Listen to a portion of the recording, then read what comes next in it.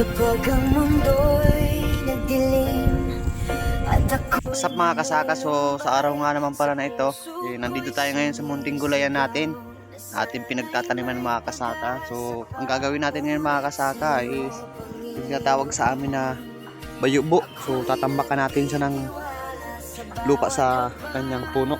So lahat yan mga kasaka. So yun ang gagawin ko ngayong araw mga kasaka. So tara, samahan niyo ako dito sa aking pagkasaka dito sa probinsya.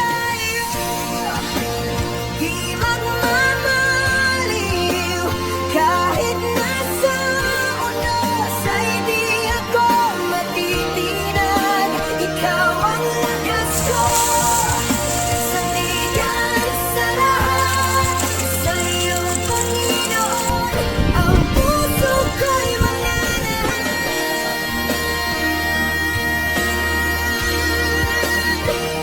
Sa bawat pagsubok na dala, ikaw ang aking kanlungan. Hindi ako nag-iisa, dahil ikaw ay kasama ngunit sa'yo, Panginoon.